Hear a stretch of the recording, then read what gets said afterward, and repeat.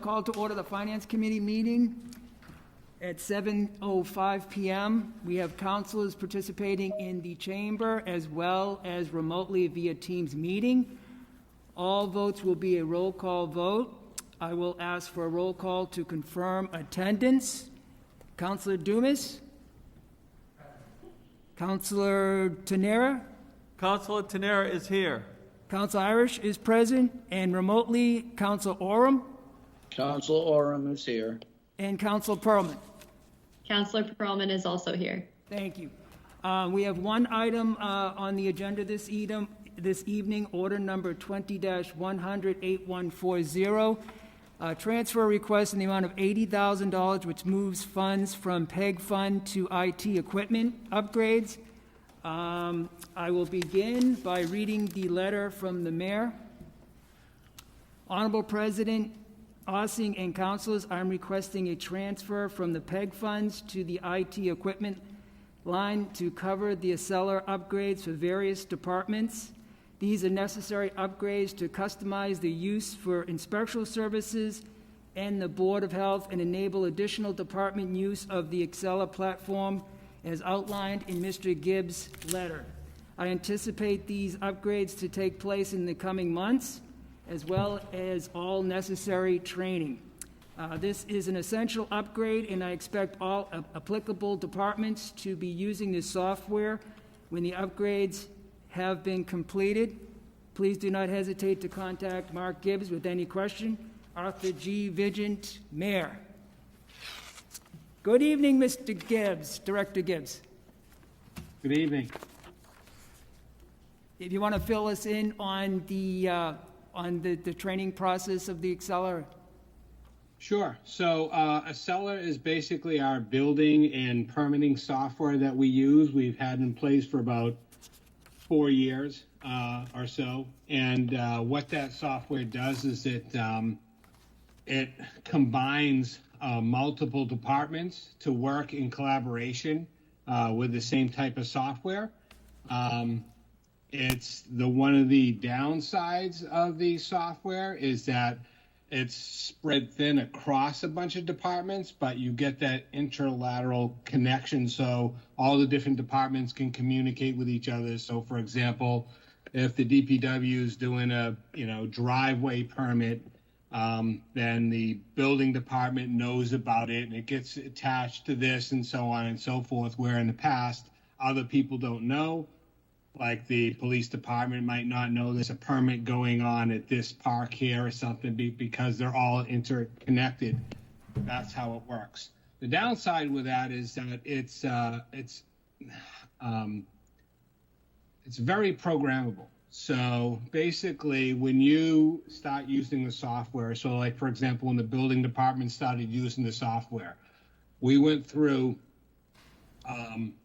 many months and pages and pages of templates for them to fill out of. So for example, when you open a housing permit or a fence permit, you want this form here and you want that form there and you want this person to sign off on it. You have all these steps and processes that get done, and when they're finished, then when they go out and do these processes, it all works great. Well, after a few years of using the software, then they come back to the table and say, okay, this is all fine and dandy, but we need this added, we need that added. No longer do we do this type of permit. We're trying to do this type of permit. So there's changes in programming changes that need to be done on the back end. So this is where this company comes in and does all this work to basically tailor their application to work for that department. Again, multiple departments, Board of Health, Public Works, the building department, they're all adding and making changes to make their job a lot easier when they're out in the field working, creating permits. Hope that explained it. Thank you, Director Gibbs. A question I have is, will they be individual licensing fees per user when they're training, or is this 80,000 cover anything that would be involved with licensing agreements? So the licensing is all completed. So we already pay yearly license for the maintenance and backup and security of the software. So that's all done. Thank you. So there's no extra licensing involved. So next year, I'm not going to say, oh, I need an extra, $10,000 for licensing. That's not the case in this scenario. Thank you. Thank you. I will open it up to the Finance Committee first. Councilor Dumas. Thank you, Mr. Chair.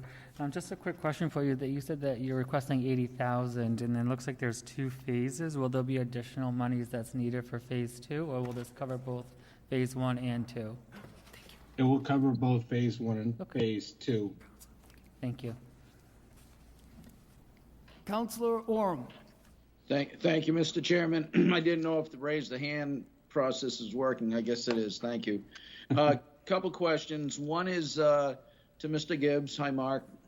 Curious on this program. Can this program be also part of an app that you could use your portable phone on, your cell phone? So there is an app that the building department uses and other departments use. It's not a public app, but it is they do have an app, and it also ties into our GIS. So that's good. So if I was out in the field taking pictures, getting coordinates, say of storm basins or whatever, this program would accept that information Yes. through your iPad or whatever type of unit you had. Great. Correct. That's important. I've worked with Maps Online. That's the competitor, I'm sure, to a seller. And that's one of the defaults with Maps Online is you can't work on permits, that building permits. When the Board of Health has to review a building permit, the problem is you can't just go on your cell phone. You have to be on a computer to get into Maps Online. So it sounds like a seller may have that one ahead of the curve. Can you also create your own licenses, such as if the Board of Health wants to put their letterhead on the top and change it up a little bit and change the fees? Can they do that in the office, or do you have to call on a seller to do that? Yeah, so that's programming, and unfortunately, I don't have any programmers that work for the IT department. So, unfortunately, I do not have programmers that do that type of work. This is why it's all outsourced. The positive about a seller is that it's a very powerful application. The downside is that it's really used in some very large cities like Los Angeles and Chicago and big type of areas where they have a stack of programmers sitting in-house constantly making changes for things.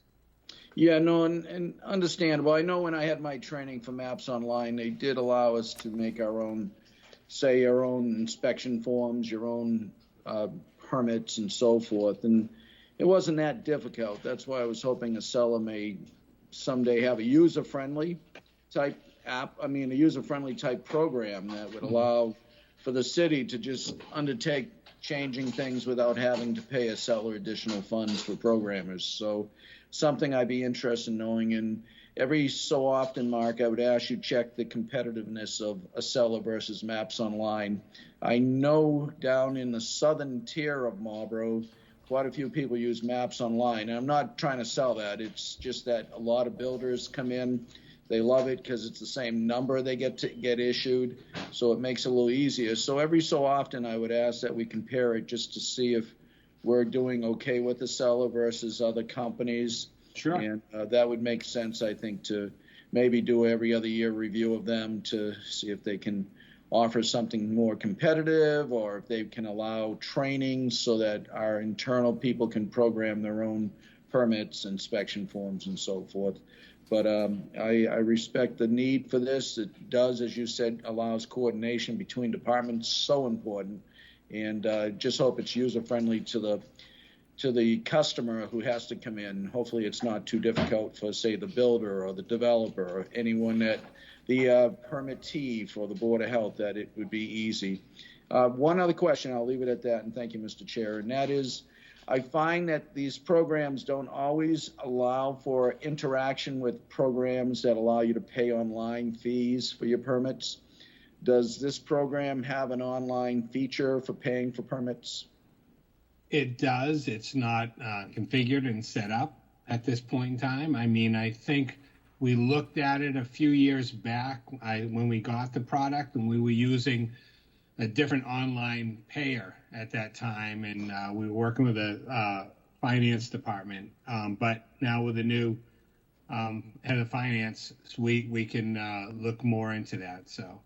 Yeah, I would suggest that if I could, Mark. The reason for it is it just makes it user-friendly for the person on our side. Say I'm going for a food permit. It would be nice if I could, but I have to submit plans because it's a new food establishment. No different for the building department. It'd be nice to pay my fee online, use a charge card, submit my application and my permit all at the same time versus having to run down with the permit fee or something like that. It keeps the traffic down. Fortunately, we won't ever have a pandemic like this one ever again, but the more automated we can get, the better off we'll be for future, even just for the purpose of being more efficient.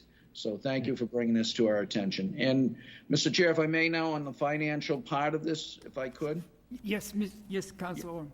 Yeah, thank you. Over the past 2 years or 3, I believe, we've been looking at the amount of funds we get in the PEG funds. And as we can see, they are going down a little bit, around $25,000 a quarter, it seems like. So we'll have to be cognizant of that and be very just aware of that. I think more and more people now are going off cable and they're working towards better avenues for their financial picture themselves. Might it be over the antenna and buying a package? So with that said, we got to be very concerned about that in the future. I know Councilor Ossing, President Ossing is aware of that as well. This has been discussed before. This is for another meeting probably, but again, we're going to have to be very careful in reviewing the funding that we're getting from Verizon and Comcast at this point. Thank you. That's it, Mr. Chair, and thank you for allowing me the time. Thank you, Councilor Orm. You are correct because this will bring the balance down to less than $380,000. And yes, more subscribers are probably cutting the cord, so to speak, on the cable. And in the future as well, what the feds are going to do with some of these continuing of the PEG funds. So it is something that we would certainly monitor and keep an eye on. Thank you, Councilor. Any further discussions, questions? Oh, Councilor Doucette. Thank you very much, Mr. Chair. I just want to make sure no one else on the Finance Committee has got questions or anything. Mark, I just have a couple of questions as far as the Excel software. I didn't get a chance to catch up with you, apologies. Mm-hmm. But you said that we've had it now for about 4 years, right? Mm-hmm. Okay.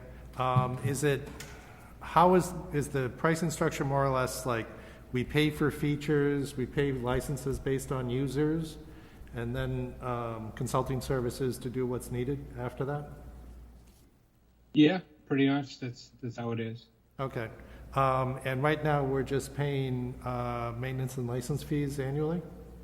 Correct. Okay. How much of an increase in maintenance and licensing fees do you see for the next year? Do you have any idea at this point? Or what was it from last year to the year before? Well, it's normally 2 to 5% is the increases for licenses per year. Usually, roughly how all these software companies do it. So, okay, that's good to hear because sometimes when you really get when they really get their fingers into you, that's when they start raising the maintenance fees. So, I just want to make sure. Well, they do have to follow the state rules and guidelines, and Beverly Sleeper is incredibly good at her job and making sure that these companies don't, rake us over the coals and try to charge us 10, 20% 1 year and, leave us high and dry. So I think she does a really good job at in the state following these rules where they can and can't, how much they can and can't increase the amount of money. Excellent. Okay. Thank you. That's you addressed my concerns, so I appreciate that. That's really it. I think this is, the more integrated the workflow can be and the more people use it, it saves the city time and money in trying to get all this stuff together. So thank you for that. And one day, hopefully, I'll be able to come to the mayor and say, we'll need a programmer in-house and we wouldn't be spending this money. We could be using that and work with all the departments to improve and collaborate and make the product even better. I mean, really. So might be worth part-time at this point if we're doing 80,000. So. Yeah. Okay. Thank you, Mark. Thank you, Councilor Doucette. Any further questions? Seeing none, I will entertain a motion. Mr. Chair, Oh. Council Oram, Council- motion to approve as presented. I will second that. Motion has been made and seconded to approve order number 20-100-8140.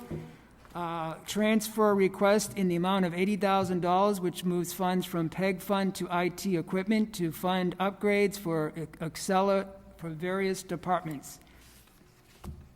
Any further discussion? Seeing none, I will call the roll. Counsel Irish votes yes. Counselor Dumas. Counselor Dumas votes yes. Counselor Tenere. Counselor Tenera votes yes. Counselor Oram. Council Oram votes yes. Counselor Pearlman. Counselor Pearlman votes yes. Thank you. It carries 5-0. Motion to adjourn. Motion has been made to adjourn. I will call the roll. Counsel Irish votes yes. Counselor Dumas. Counselor Dumas votes yes. Counselor Tenere. Counselor Tenera votes yes. Counselor Oram. I got to think about this one. Councilor Tenera, what's the rush? Dinner. Happy Thanksgiving, everybody, and Council Oram votes yes as well. Counselor Pearlman.